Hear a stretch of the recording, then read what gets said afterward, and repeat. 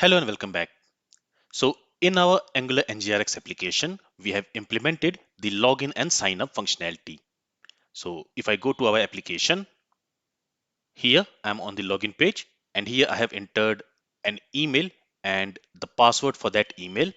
So with this email, we have a user in Firebase. If you see, I have a user with the email john@gmail.com. So I'm trying to log in this user to our application. For that, I have provided the email of that user and the password corresponding to that email. Now, when I click on this login button, this user will be logged in and we are redirected to the home page. And you'll also see the email of the logged in user displayed in the header.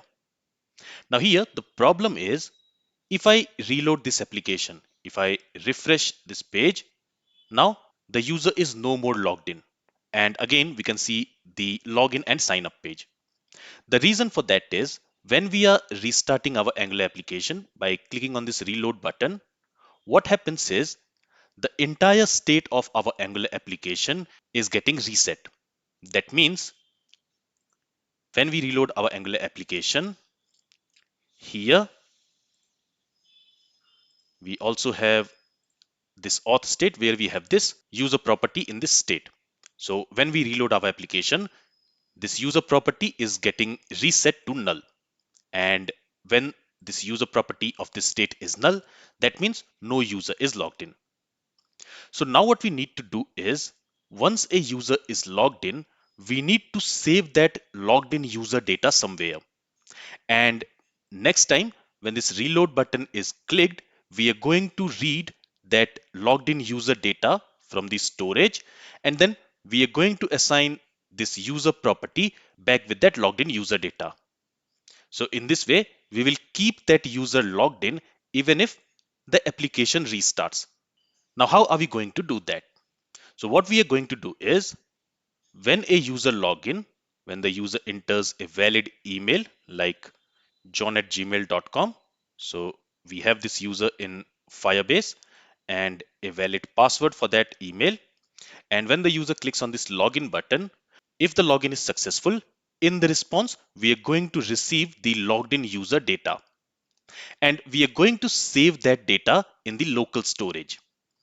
And next time, when a user reloads the application, during the load of this application, we are going to read the user data from the local storage and we are going to assign that data to this user state. Now, before I do that, there are few changes I want to do. So here we have our models. Here I have the user model where we are storing the user related data which we are getting in the response. So in this user model, in the response, we are going to get the ID token of the logged in user, the email of the logged in user, the refresh token, expires in, local ID and registered property. So all these data we are going to get in the response if the user is successfully logged in. But for the user, we don't need to save all this data. We might be interested in ID token because it is required for authenticating the user. We are interested in the email of the user. We are interested in the local ID of the user because this local ID is basically the user ID of the logged in user. And let's say we are also interested in expires in. So at what time this access token is going to expire. Other than that, I don't need this refresh token and this registered data. So what I'm going to do is in the models folder, I'm going to create a new file and I'm going to call it as auth-response.model.ts. So here I'm creating a new file. In that new file, I'm going to create and export an interface and I'll call it as AuthResponse. Okay. And from the user model, I'm going to copy all this data and I'm going to specify it here. So this interface I'm creating for the response which we are going to get during the sign up and login. And this user model, now I'm going to use it for storing the user data. So I'm going to keep the ID token, email. I will remove this refresh token. I don't need it. And I'll also remove this registered. I don't need this. Let's save the changes. And also here, instead of storing expires in, I'm going to store expires at, basically the date and time at which this token is going to expire. And in this expiresAt, I'm going to store a timestamp, the timestamp for the date and time when the token is going to expire. So this is going to be of type number because the timestamp is always in milliseconds. Let's save the changes. And since we have done these changes, now what we also need to do is, let me close this login component.html and signup component.html. And let's also save this AuthResponse file. And let me close this. Now, let's first go to AuthService. Okay, and here, now the data which we are going to receive by making this post request for sign up as well as login, that is not going to be of user type. It is going to be of type auth response. And to use this auth response, we are going to import it. For the sign up also, the data which we are going to receive in the response, it is going to be of type auth response. Right? Let's save the changes. And here we can also specify that this sign up method, it is going to return us an observable of type auth response. Right? Because we know that this post method, it is going to return us an observable. What type of observable? It is going to return us an observable which will have a data of type auth response. So here I'm specifying the return type for this sign up method, basically what type of data this sign up method is going to return. And in the same way, I'm also going to specify the same return type for this login method. So all this I'm doing to make these methods strongly typed. So here we are telling what type of data this login method is going to return. Let's save the changes. Now let's go to the effect. So again, I'll open the states folder and there let's go to authaction.ts, sorry, autheffects.ts, and there let's first go to login method. I mean this login effect. So now the data which we are going to receive from this login method, it is going to be of type auth response. But when we are dispatching this login success, there we want to pass a user data in the payload. Currently this data, it is of type auth response and this user, it is of type user. So here we need to do some changes. So what I'll do is in the authService.ts, let me create a generic method and I'll call it as get user or maybe format user data. This function is going to receive the auth response. Okay, so here I'm going to set the type as auth response. So in this auth response, what we will have? We will have all the properties like email, ID token, the local ID, expires in, and other details. So from here, I'm going to export an object. Let me create a variable here. I'll call it as formatted user. And this is going to be of type user. And in here, we need to specify some properties. So here I'm going to specify the email property, or maybe let's start with ID token. So what I'll do is I'll call it as access token. Okay, and I'll set the values later. Okay, in the user, we are specifying the name as ID token. So let me again modify this and I'm going to call it as access token. And in this access token, we will store the ID token of the logged in user. Let me save the changes. Let's go here. So here I have access token. Then I want to have email. I want to have expires at. For now, let me set it to 0. And finally, what we also need, we need local ID. So I'm going to call it as user ID. And this is also going to be of type string. And here also, let me change it to user ID. And in this user ID, we are going to store the local ID of the logged in user. Let's save this file. Let's go here. Now, to get the access token in the response, we are going to have the ID token property. So the value of that ID token, we are going to assign to access token. Then again, in the response, we are going to have an email property. So the value of the email, we are going to assign to this email. And for the user ID, here we will say response.localID. So the local ID is the user ID of the logged in user. Now we need to calculate expiresAt. And in this expiresAt, we need to store the timestamp of the date and time when the access token is going to expire. So here I'm going to calculate it. So I'm going to create a variable. I'll call it as expiration timestamp. You can call this variable anything. And to calculate the expiration timestamp, what we are going to do is, first we are going to get the timestamp of current date and time, and that we can get from date.now. This is going to give us the timestamp of the current date and time. And to that, we are going to add the expiration time which we are going to receive in response.expiresIn.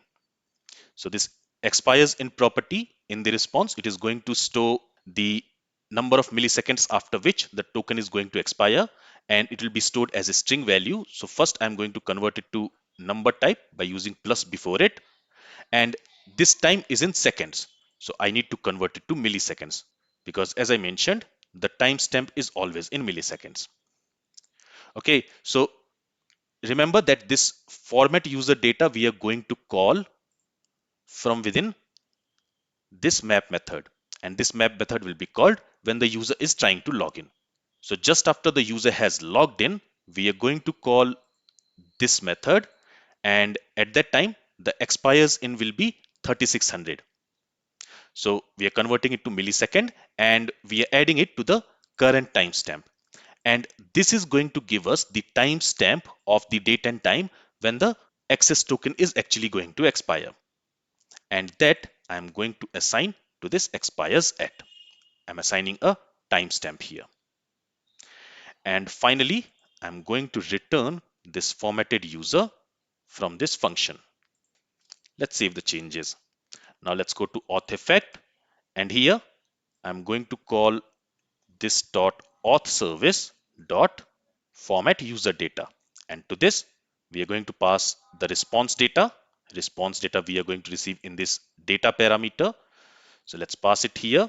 Now this function, it is going to return us a user object. So let's go ahead and let's store it in a variable. Let's simply call it as user. You can name this variable anything. Okay, or let me call it as logged user, and I'm going to assign this logged user to this user property. Let's save the changes here. Same thing we are going to do in the signup method as well. So let me copy this line. Let's scroll down and let's go to the signup effect. So I'm calling it again and again method, but it's an effect. Inside this effect, I'm going to write the same line of code where we are getting the formatted user from the response data. This time I'll name it as signed user.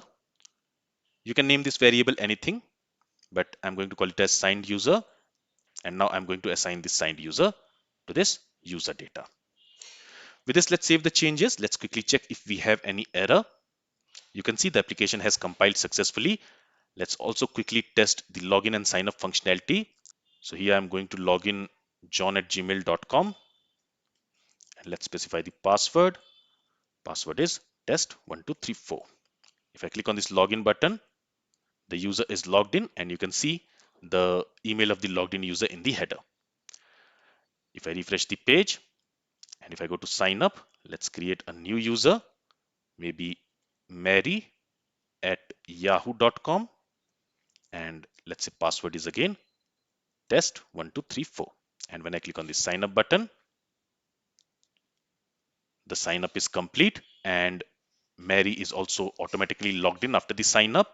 And if I go to Firebase and if I refresh this user table here, you can see that Mary at yahoo.com, this user is also added. So both sign up and login is working as expected. All right. So now let's work on saving the logged in user data in local storage. So let's go back to VS Code. And again, I'm going to go to authservice.ts. Let me close this user model.ts file. We don't need it anymore. Let me also collapse this format user data. And here I'm going to create another function. And this function I'm going to call it as save user in local storage. Okay, and for this method, we are going to receive the user data. Let's simply call it as user, which is going to be of type user model. Now inside this, let me add a try catch block. Inside this try block, we are going to write the logic to save this user data, which we are going to receive as a parameter for this save user in local storage into the browser's local storage. And for that, we can simply use local storage variable. I mean, this local storage property of the window object. On that, we are going to call this set item. And here we need to provide a name for this. I'm going to call it as current user. You can also call it logged user. So with whatever name you want to save this data, you need to provide that name. And then you need to specify what data you want to store in the local storage for this particular item. Here I want to store this user object. Now I cannot store a JavaScript object in the local storage. So what I need to do is first I need to convert this object into string value and then I need to store it. Now to convert a JavaScript object into a string value, we have this JSON object on which we have stringify method. And to this, we can pass this user object and this user object will be saved as a string value in the local storage. Now this catch block, it is going to receive an error. Let's simply call it as error. So while saving the user data in the local storage, if some error has occurred, that error will be catched by this catch block. And here we can simply handle that error. So what I'm going to do is I'm simply going to log a message in the console. And here I'll simply say error saving user data to local storage. Okay, and then let's also specify the error which has occurred. All right, so let's save the changes. Now, when do we want to call this save user in local storage? Basically, when do we want to save the logged in user data in the local storage? We want to save the logged in user data in the local storage when the login is successful. And if I go up to the login effect, there, this map operator will be called whenever a user is logged in successfully. So in that case, after this line, I'm also going to call this dot AuthService dot, and here we are going to call save user in local storage. And to this, we are going to pass this logged user object because it is this user object which we want to save in the local storage. Right. This method, it is expecting a parameter of type user, and this log user, it is of type user. So that we are passing here. In the same way, when we are signing up a user, if the sign up is successful, we are automatically log in that user. Right.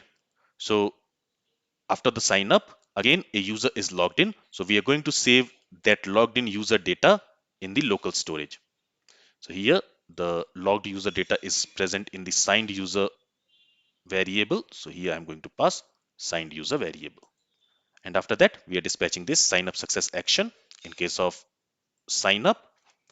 And in here, we are dispatching login success in case of login effect. I hope till here everything is clear. Now let's quickly go ahead and let's test if after the login, the user data is getting saved in the local storage or not. For that, let's go back to our application. Here, let's go to login and let me also open developer console, and there let's go to application. And currently in the local storage, we do not have anything. As you can see, there is no key and no value. Now let me try to log john@gmail.com. Okay, and here let me specify the password, which is test1234. And when I click on this login, if the login is successful, you will see in the local storage a key called current user has been created, and for that key we are storing this user data. If I expand it, you'll see we have the access token. So let me move it a little bit up. You can see we have the access token for the logged in user, the email of the logged in user, the timestamp at which this access token is going to expire and the user ID of the logged in user. So now we are successfully able to save the logged in user data in the local storage. Let's also try it for sign up. So let me refresh the page and you will see that after refresh, the logged in user data is still present in the local storage. So what we are going to do is during the login, we are going to read the data, the logged in user data from the local storage. That we will see in our next lecture. Let me just show you what will happen during the sign up. So this time I will try to log in another user. Let's say test@gmail.com. And for that, let's specify the password, which is test1234. And if I log in this user, this current user key, it should be overridden with the user which we are signing up here. So this user will be signed up. Okay, here we already have a user with this test@gmail.com. So I'm going to create another user, maybe steve@gmail.com. Okay, so this new user will be created and he will be automatically logged into our application. And at that time, the details of this user should be saved in the local storage. If I click on the sign up, now you will see that in the local storage for this current user, we have the newly logged in user saved. You can see the email as steve@gmail.com and you will see other details like access token for that user, the expiresAt, the time when the token is going to expire, and the user ID for that user. So we are successfully able to save the logged in user data and signed up user data in the local storage. In the next lecture, we are going to work on reading this data from the local storage and keep the user logged in even if the page gets reloaded. Let's see how we can do that in our next lecture. This is all from this lecture. If you have any questions from this lecture, then feel free to ask it. Thank you for listening and have a great day.